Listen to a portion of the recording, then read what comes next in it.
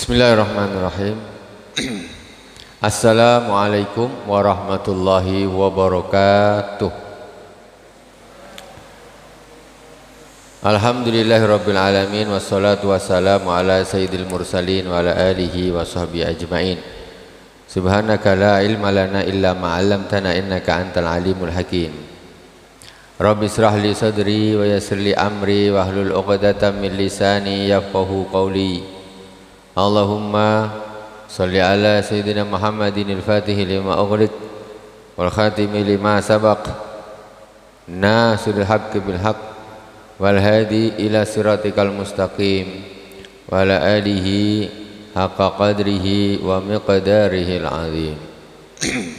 Jamaah salat fardhu maghrib Masjid Agung Karimun yang dirahmati Allah Subhanahu wa taala, Majlis Taklim Sahih Al-Bukhari rahimakumullah, hafizakumullah.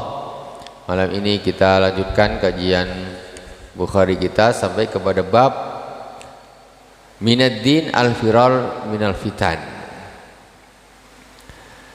Sebelumnya kita fatihah kepada baginda Rasulullah sallallahu alaihi wasallam, kepada para anbiya wal mursalin wal auliya was syuhada was sholihin wa jami' ammatir rasyidin wa jami' awliya illah ta'ala fi masyarik ardi wa magharibi wa fi barri wa bahri ana makanu khususan sultan al-awliya Syekh Abdul Qadir al-Jilani wa Syekh Bauddin an-Naqsyabandi wa Syekh Hasan al-Syazili wa Syekh Abdul Abbas ad-Dijani wa Syekh Ibrahim ad-Dasuki wa Syekh Ahmad al-Badi wa Abuya Sayyid Muhammad bin Alwi al-Maliki al-Hasani amaddanallahu bimadadihim wa fadha alaina min barakatihim wa anwarihim wa ulumihim fid dini wa dunya wal akhirati bisirril Fatihah. A'udzu billahi minasy syaithanir rajim. Bismillahirrahmanirrahim. Alhamdulillahi rabbil alamin. Ar-Rahmanir Rahim. Maliki yaumiddin. Iyyaka na'budu wa iyyaka nasta'in. Ihdinas siratal mustaqim. Siratal ladzina an'amta 'alaihim ghairil maghdubi 'alaihim waladdallin.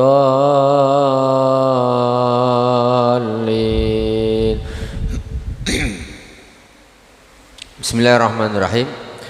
Wa bi sanadil muttasil ilal Imam Al-Bukhari rahimahullahu taala wa nafa'ana Allahu bi ulumi fi darain. Mari kita sama-sama menyebut berkah dari hadis Rasulullah SAW. Jauh natuk nih duduk. Tapi berkah insyaallah sampai ke sana. Insyaallah. Jadi ini berkah luar biasa. Seandainya keberkahan hadis-hadis Rasulullah SAW itu ditampakkan, orang berebut nak dengar. Ada seorang wali daripada walinya Allah Subhanahu wa taala, tunanetra, dia nggak bisa melihat. Tapi ketika dia mendengar hadis, dia tahu ini hadis dhaif, ini hasan, ini sahih. Karomah Allah Subhanahu wa taala berikan. Orang mau tanya, ya Syekh, kok Anda tahu kalau ini hadisnya sahih, ini hadisnya dhaif? Katanya, ketika aku mendengarkan hadis sahih, maka aku melihat cahaya yang sangat terang. Katanya, dia merasakan di situ, dia melihat cahaya yang sangat terang. Ketika aku mendengarkan hadis dhaif atau bahkan maudhu, di situ gelap, nggak ada terangnya sama sekali. Kayak gitu. Nah ini. Dulu orang ini nak dengar hadis satu, nak cari hadis satu ini naik onta ratusan kilo, ribuan kilo ditempuh, naik onta jauh-jauh dulu. Kalau dulu mana ada dari umpamanya contoh Imam Bukhari dari daerah Bukhara sana, termasuk daerah Suriah ke Madinah, mana ada pesawat dulu? Nggak ada pesawat. Naik apa dia? Naik onta lah, apalagi naik keledai. Itu untuk mencari hadis-hadis Rasulullah, pergi ke Madinah, pergi ke Mekah, tahan satu hadis dia putar kemana-mana. Kita tinggal enaknya aja nih, tinggal pasang telinga sambil ngantuk-ngantuk, dapat berkah. Tapi tidak semuanya orang yakin atau tahu atau peduli terhadap keberkahan tersebut. Yakinlah, itu hal yang tidak tampak. Kita tak tahu, kadang-kadang talak kita ini kok jadi masya Allah, alhamdulillah jadi orang yang ya ingat, selalu ingat, alhamdulillah, taat, ya, nggak tinggal sholat, ibadahnya bagus, nggak kumpul ikut-ikut bareng maksiat rame-rame sama orang, bareng-bareng rame-rame nggak sholat, bareng-bareng rame-rame korupsi, alhamdulillah ndak ikut. Itu berkah apa tuh? Ya ini duduk lama-lama begini apa gunanya? Kan begitu. Ketika seorang duduk dengan orang ahli bisnis, itu yang disebut bisnis. Kalau kita di sini yang kita sampaikan itu adalah perkataan baginda Rasulullah SAW yang aslinya wahyu dari Allah Subhanahu Wa Taala. Tentu beda. Makanya ketika kadang-kadang di lapangan terjadi perbedaan cara berpikir karena perbedaan masrob. Kalau kata Arab, masrob ini apa? Tempat minumnya beda. Kau minum lain, kami minum lain. Maka yang timbul di otaknya nih lain. Mereka punya kesimpulan gini, kita punya kesimpulan gini. Nah, itu lain-lain. Karena apa? Masrobnya lain, wawasannya lain, yang diminum tuh lain istilahnya, ilmunya tuh lain-lain. Yang sekarang yang repot justru mereka yang dasar ilmunya itu tidak dari yang paling alim yang menciptakan ilmu, tetapi merasa lebih benar daripada yang sumbernya dari yang punya ilmu, daripada yang punya alam. Nah, gitu. Lebih mantap lagi. Kita harus mantap juga karena dasar ilmu kita itu bersumber dari baginda Rasulullah SAW, kemudian berasal dari Allah Subhanahu Wa Taala yang menciptakan alam semuanya ini. Nah, ini kita harus yakin. Kita sampai kepada babun minaddin al-firaru minal fitan, termasuk bagian dari agama lari dari fitnah-fitnah.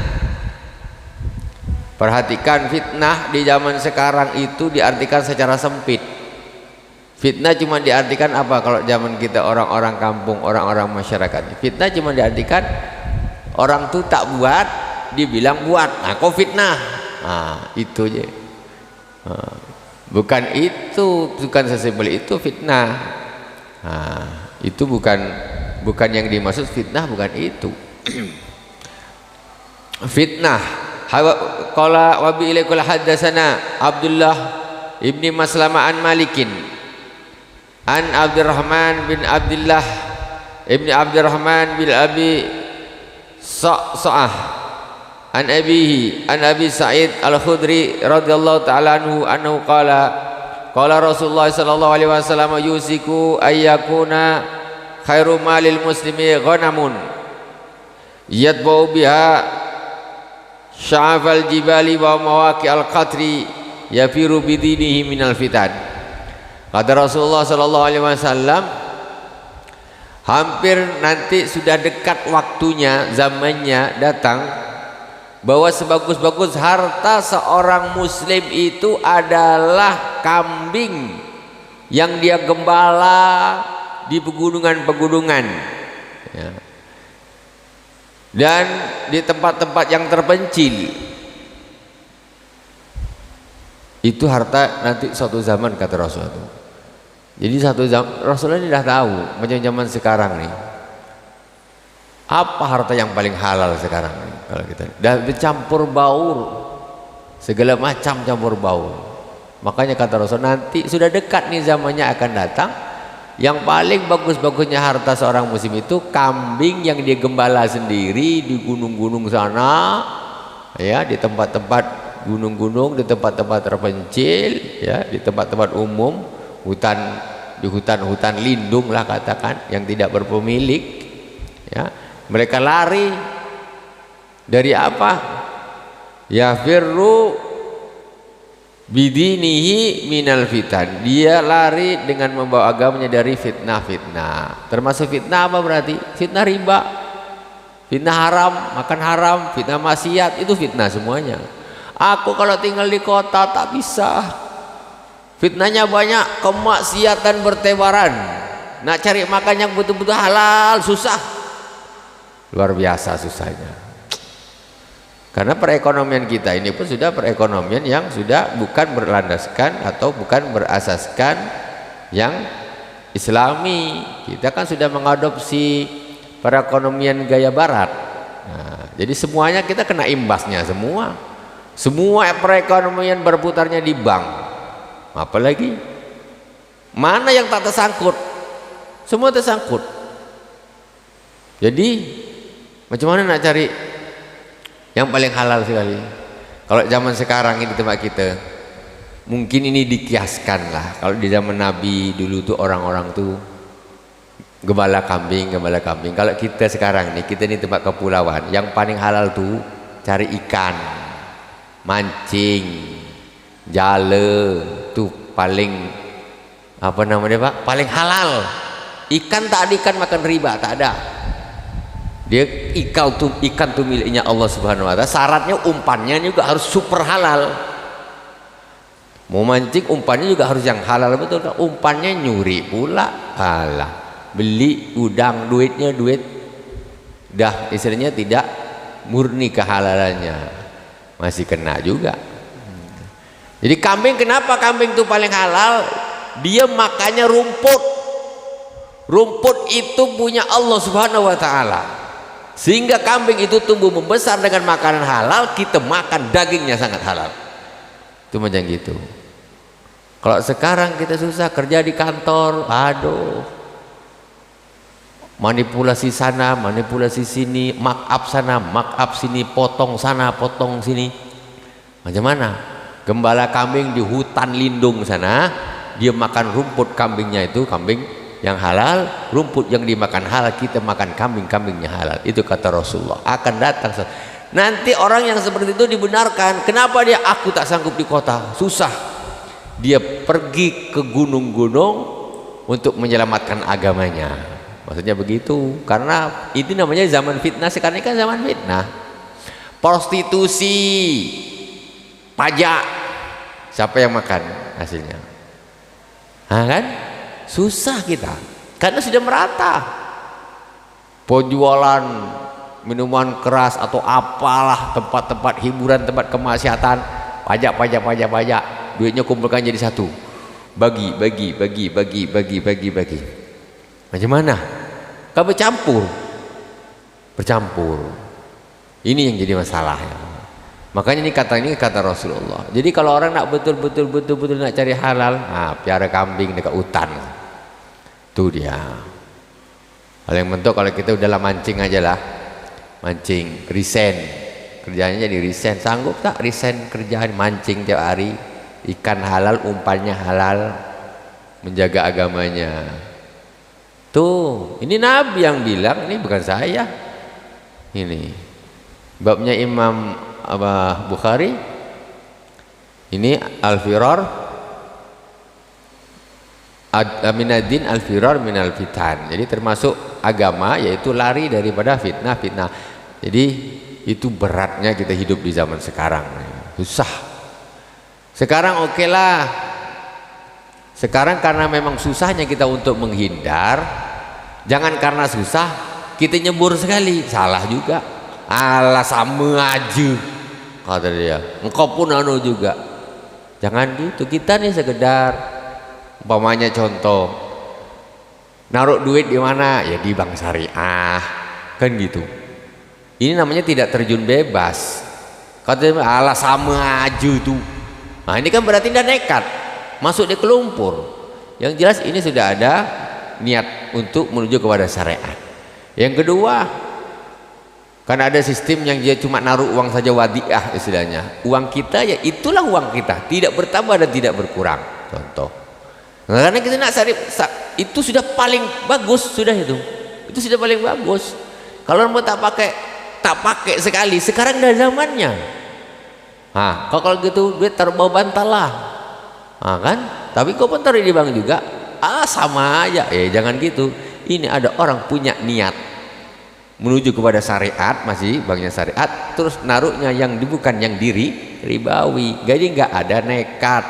Ya karena macam mana sudah zamannya seperti ini. Sementara nak pergi ke gunung piara kambing, mungkin ilmunya belum sampai, tidak tahulah kalau Allah Subhanahu wa taala menghendaki. Ya kan? Ini berita. Makanya para aulia dulu banyak di gunung-gunung. Itu zaman dulu bukan zaman sekarang, sebelum ada bank lagi. Imam Nawawi rahimahullah ta'ala, beliau ini tidak mau makan buah-buahan di Damaskus. Di pasar Damaskus Imam Nawawi tak mau makan. Kenapa? Ini istilahnya apa namanya, wara, menjaga dari yang subhat. Karena apa? Kenapa? Imam Nawawi ini wali besar, orangnya umurnya nggak panjang tapi karangannya, kitabnya luar biasa. Jadi katanya karena di Damaskus sana dulu ada transaksi jual beli yang tidak sah, dan kebun-kebun itu ada transaksi jual beli yang tidak sah, misalnya entah dirampas atau gimana, ya walhasil itu haram sudah, jadi transaksinya tidak sah, sehingga dan itu ditanam buah-buahan kebun tuh. Sekarang kebun itu ketika buah-buahan ditanam, tentu dijual di pasar sama-sama campur dengan yang lain. Sekarang aku anak ngambil ini, mungkin ini namanya wara, kehati-hatian, ini darajat yang tinggi. Walaupun sebenarnya kalau secara fikih kalau tak tahu betul tak ada masalah. Nah kan ini kan bertingkat-tingkat. Imam Nawawi tak mau untuk menjaga kehati-hatiannya dia dari barang subhat kayak gitu. Kadang-kadang itulah kita nih, ya kita usahalah sebisanya, tetapi misalkan jangan kita terjun bebas, ala sama aja konvensional gak apa, tak bisa, tak sama. Jadi yang jelas-jelas, yang kalau kita mau kita tetap fasilitas kita gunakan, tetapi kita uang kita segitu ya tetap segitu, tidak bertambah dan tidak berkurang, cuma naruh duit saja. Ya memang kalau kena imbas tentu kena imbasnya, karena memang sekarang sudah zamannya semua. Kalau memang tidak mau ya sudah, itu tadilah miara kambing pergi ke gunung sana, ataupun hidup di tengah laut mancing, dapat ikan makan, mancing lagi, makan lagi, mancing lagi sampai mati. Begitu itu pun dibenarkan oleh Allah Subhanahu wa taala, dibenarkan oleh Rasulullah SAW, karena dia takut agamanya ini akan rusak gitu.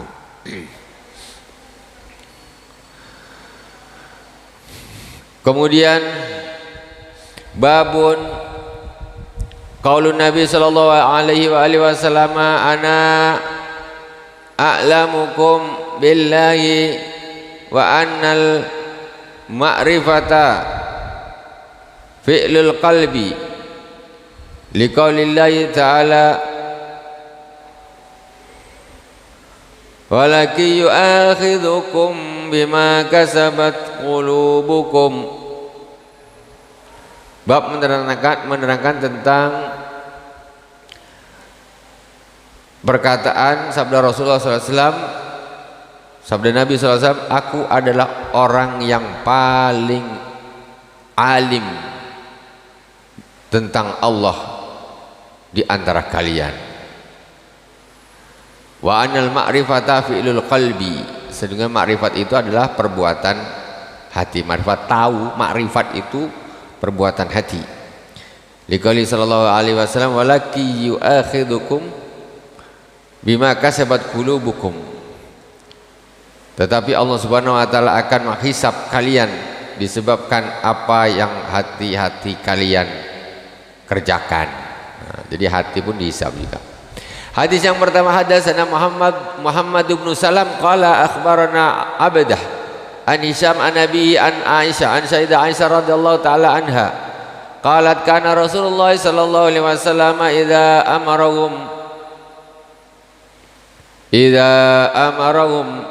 amarahum minal a'mali bima yutiqun qalu inna lasna ka hayatik ya Rasulullah inna Allah qad ghafar laka ma taqaddama min dhanbika wa ma ta'akhkhar fa yaghdabu hatta yu'rafa al-ghadabu fi wajhihi thumma yaqulu atqakum thumma yaqulu inna atqakum wa a'lamakum billahi ana. Rasulullah sallallahu alaihi wasallam bersabda,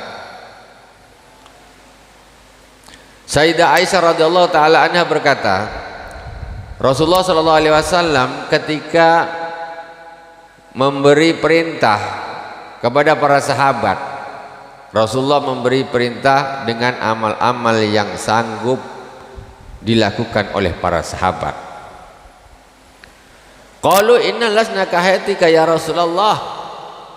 Kemudian sahabat tanya, sahabat ini komplain, ya Rasulullah, kami kan tidak seperti engkau ya Rasulullah. Maksudnya gimana? Innallaha qad ghafara laka ma taqaddama min dzambika wa ma ta'akhkhar. Kalau engkau ya Rasulullah, Allah sudah mengampuni dosamu yang lalu dan yang akan datang. Kami kan tidak. Kalaulah ibadah kami sama seperti ibadahmu ya Rasulullah, macam mana kami? Maksudnya nih, kami nak lebih banyak dari engkau ya Rasulullah. Engkau mungkin ibadahnya ya sholat segitu berapa. Ini kalau ya sudah banyak sih ibadahnya Rasul, sudah banyak. Tetapi para sahabat mengatakan ini masih kurang banyak bagi saya. Karena Rasulullah ini kan sudah diampuni dosanya. Dosa yang terlalu dan yang akan datang sudah diampuni. Jadi Rasulullah misalnya ibadah sedikit pun dah aman. Kalau kami ya Rasulullah, kami dosa kami belum ada jaminan diampuni. Yang sudah lalu dengan yang akan datang, tentu kami ibadah harus lebih banyak dari engkau ya Rasulullah. Kata sahabat gitu. Padahal Rasulullah ini kalau perintah kepada sahabat dengan satu amal ibadah mesti memberi perintah dengan yang mampu dilakukan oleh para sahabat, tidak melebihi dari kekuatan para sahabat. Tapi sahabat dah minta lagi ya Rasulullah, aku nak lebih dari ini ya Rasulullah. Maksudnya gak bisa kalau aku hanya sebatas ini, padahal udah banyak tuh. Kalau kita aduh ya Allah, tak ada lah, 1/10 dia pun tak ada mungkin. Ini mereka masih minta lagi. Terus faghadiba fayaghdabu hatta yu'rafa al-ghadabu fi wajhi. Setelah mendengar macam gitu, Rasulullah ini marah dengan sahabat. Marah Rasulullah sampai kemarahannya itu nampak di wajah Rasulullah sallallahu alaihi wasallam. Istilahnya bahasa ini dia kalau kita bahasakan dengan bahasa kita, kalian ini dah dikasih gini, yang kau kalian sanggup ini segini, kau nak minta lebih. Nah, maksudnya gitu. Kau nak lebih berat, lebih dari ini, lebih berat lagi yang kau tak kuat. Maksudnya Rasulullah marah. Udah dikasih sudah diterima saja. Tak usah sok-sok nak lebih-lebih lagi. Maksudnya. Kalau kita bahasakan dengan bahasa sekarang, Rasulullah marah sampai di wajahnya kelihatan marahnya. Summa yaqulu inna atqakum wa a'lamakum billahi ana. Sesungguhnya orang yang paling bertakwa dan paling alim, paling tahu tentang Allah Subhanahu wa taala itu saya, kata Rasulullah. Aku ini paling bertakwa, ibadahku ini kayak gini, kalian kok nak melebihi, tak kuat kalian. Maksudnya gitu. Tak kuat. Sudah yang tak suruh ini sudah lakukan. Tak usah lagi kau nak minta-minta yang lebih berat, yang lebih dari yang aku lakukan. Nah, Rasulullah sampai marah, sudah kau ini tak usah beralasan, kau kan ya Rasulullah dosamu udah diampuni, kami kan belum, jadi kami harus lebih banyak. Dimarah sama Rasulullah SAW gitu. Babun man kariha ayyauda fil kufri kama yakrahu ayyulqa fin nar minal iman. Barang siapa yang tidak suka, benci, barang siapa yang benci untuk kembali kepada kekufuran, seperti dia benci untuk dilemparkan ke dalam api, itu adalah termasuk iman. Wa bilaikul hadatsana Sulaiman bin Harb qala hadatsana Syu'bah an Qatadah an Anas radhiyallahu taala anhu anin Nabi sallallahu alaihi wasallam qala salatun man kunna fihi wajada halawatal iman. Rasulullah sallallahu alaihi wasallam bersabda, ada 3 perkara, barang siapa yang di dalam dirinya terdapat 3 perkara tersebut, maka dia akan merasakan manisnya iman. Ada 3 perkara kata Nabi, barang siapa yang di dalam dirinya ada 3 perkara tersebut, maka dia akan merasa manisnya iman. Iman itu ternyata manis. Iman itu manis. Siapa yang bisa merasakan manisnya iman? Kata Rasulullah SAW, pertama 3 perkara tersebut, man kana Allahu wa rasuluhu ahabba ilaihi mimma siwahuma. Pertama yaitu orang yang mana Allah Subhanahu wa taala dan Rasulnya itu paling dicintai daripada selain Allah dan Rasulnya. Jadi nomor satu yang paling wajib kita cintai itu Allah Subhanahu wa taala dan Rasulnya. Ini nomor satu, bukan bosnya, bukan atasannya, bukan sama sekali. Kalau bos menyuruh hal-hal yang bertentangan dengan perintah Allah dan Rasulullah, tidak boleh taat.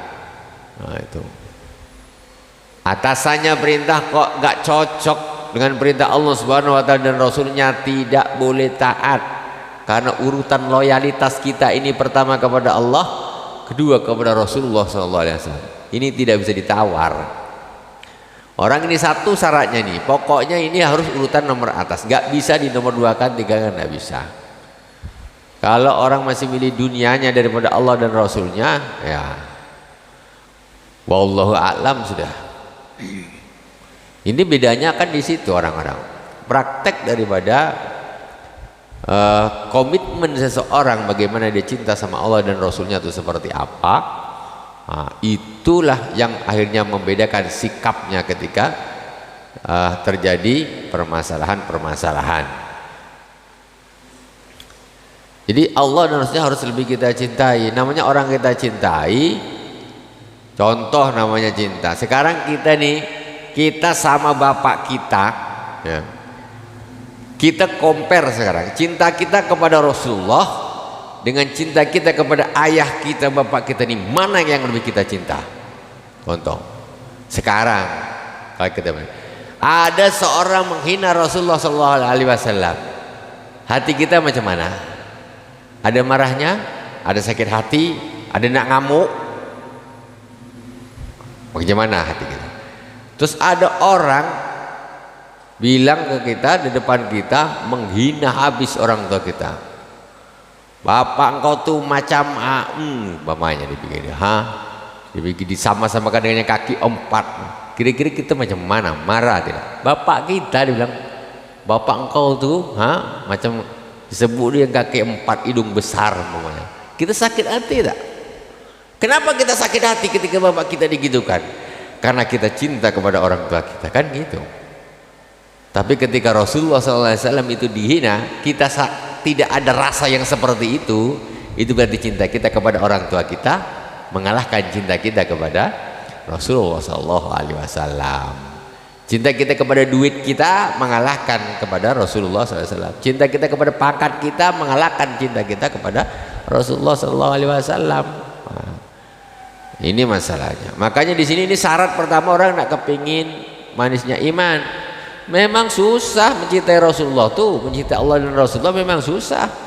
Kalau setiap hari yang dipikir dunia saja, macam mana nak cinta Allah dan cinta Rasulullah? Macam mana?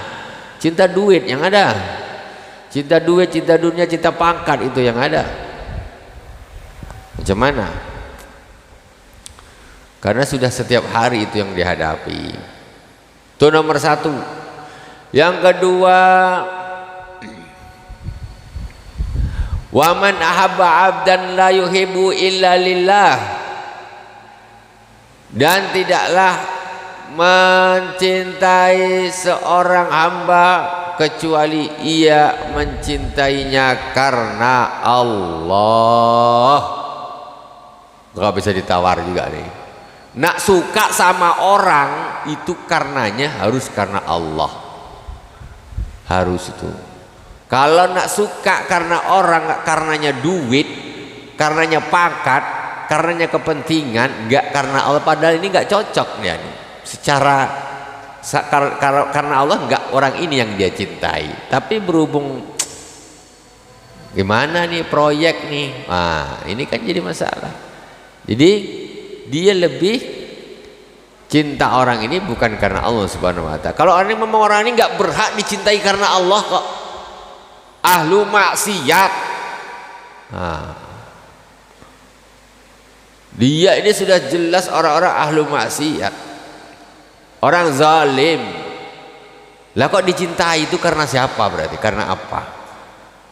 Tidak ada ceritanya mencintai orang zalim, mencintai orang maksiat itu tidak ada ceritanya. Kalau itu tetap dicintai berarti bukan karena Allah Subhanahu wa taala. Enggak ada ceritanya. Cinta, mencintai seorang, suka sama seseorang itu harus karena Allah Subhanahu wa taala.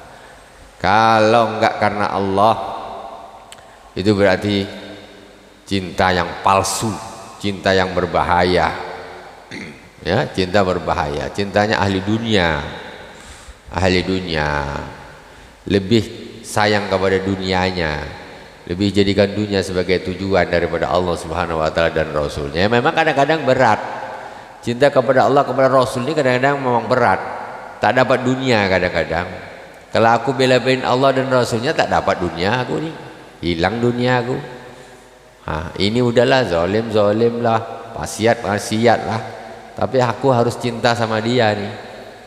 Ini kan masalah nih. Jadi tidaklah mencintai seorang hamba kecuali ia mencintainya karena Allah. Kalau dia berhak dicintai, cintai. Orangnya bagus, soleh, amanah, gak ada maksiat, gak zalim, berhak dia dicintai, cintai. Tapi kalau orang yang tidak berhak dicintai, jangan dicintai. Itu namanya mencintai tidak karena Allah, karena dunia. Ada satu hikmah mengatakan makana lillahi ittasal wa makana li ghairillahi infasal. Apa-apa yang karena Allah itu akan nyambung terus. Apa-apa saja yang karena Allah Subhanahu wa taala itu akan nyambung terus. Wa makana li ghairillahi infasal. Apa-apa yang karena selain Allah itu akan terputus di tengah jalan. Percayalah, kalau cinta itu tidak karena Allah Subhanahu wa taala, dia akan terputus di tengah jalan. Bohong. Nah, itu terputus dia tuh.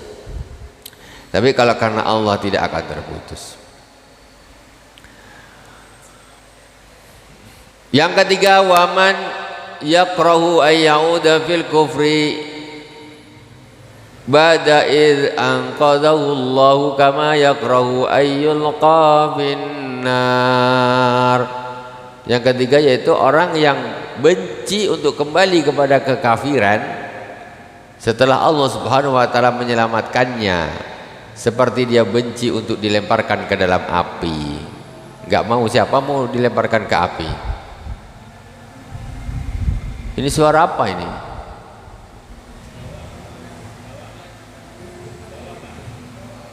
Astagfirullahaladzim.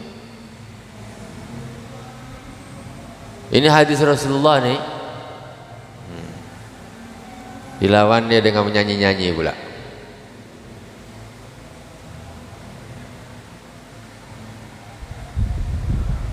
Babun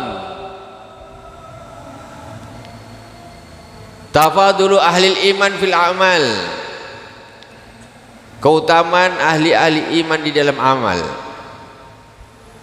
Wa bilaikul hadatsana Ismail qala hadatsani Malik an Amr bin Yahya al-Mazini an abihi an Abi Sa'id al-Khudri radhiyallahu ta'ala anin Nabi sallallahu alaihi wasallam qala yadkhulu alul jannata jannata wa alun naran nar summa yaqulu Allahu azza wa jalla akhriju man kana fi qalbihi mithqalu habbatin min khardalin min iman.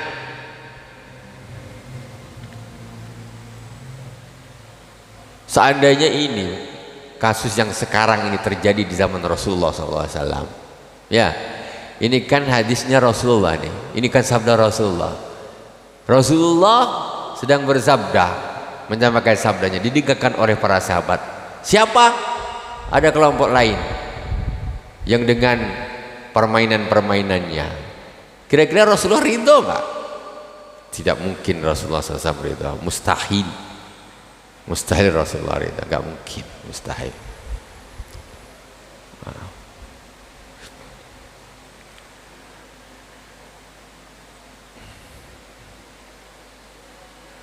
Rasulullah SAW bersabda, masuklah ahli surga ke dalam surga dan ahli neraka ke dalam neraka.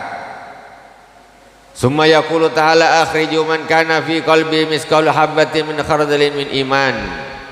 Kemudian Allah Subhanahu wa taala mengatakan akhriju, keluarkan orang-orang yang di dalam hatinya ada keimanan walaupun sebesar biji sawi. Sebagai mengatakan sebuah biji sawi, sedikit keimanan sebesar biji, keluarkan dia dari neraka, keluarkan. Jadi setelah final, penduduk surga masuk ke dalam surga, penduduk neraka yang berapa masuk neraka. Kemudian Allah cari siapa yang ada imannya walaupun kecil sekali di neraka itu, keluarkan, kata Allah Subhanahu wa taala. Jadi kita jangan sampai tak punya iman, keluarkan. Akhrij man kana fi qalbi mithqalu habatin min khardalin min iman wa yakhrujuna minha qad iswaddu, maka fayukhrajuna minha, kemudian mereka itu orang-orang yang imannya ada kecil-kecil sikit di dalam hatinya, di dalam neraka itu dikeluarkan oleh Allah Subhanahu wa taala. Qadis waddu, maka mereka semuanya hitam legam. Kamarnya tak hitam, habis dibakar hangus, keluar dalam keadaan hitam, keluar dari api neraka. Yang mau dimasukkan surga nih, pada penghuni neraka hitam, qadis waddu, sungguh mereka betul-betul sudah menjadi hitam legam, terbakar oleh api neraka. Kemudian fayulqalna fi nahril haya awil hayah, kemudian mereka dimasukkan ke dalam sungai kehidupan. Sebelum dimasukkan ke surga, yang para penghuni neraka ini yang punya iman sedikit itu dimasukkan ke dalam, namanya nahrul hayah. Nahar itu hanya sungai kehidupan, dimasukkan ke situ. Jadi macam orang dah gosong, kebakaran, hitam legam. Itulah dia, itulah para penduduk neraka yang tapi dia punya iman sedikit, gosong dimasukkan, dilemparkan, yulqauna, dilemparkan ke dalam sungai kehidupan. Syakun Malik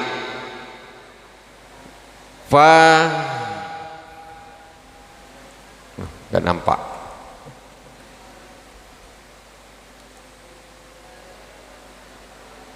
Fayambutuna kama tambutul habbatu fi janibihi sail, maka dia tumbuh seperti biji yang tumbuh terkena banjir. Kita lanjutkan insyaallah hadisnya di pertemuan yang akan datang. Semoga berkah. Subhanakallahumma wa bihamdika asyhadu an la ilaha illallah, asyhadu an la ilaha illa anta, astaghfiruka wa atubu ilaik. Wa sallallahu ala sayyidina Muhammadin wa ala alihi wa sahbihi wa baraka wa sallam. Walhamdulillahirabbil alamin. Wassalamualaikum warahmatullahi wabarakatuh.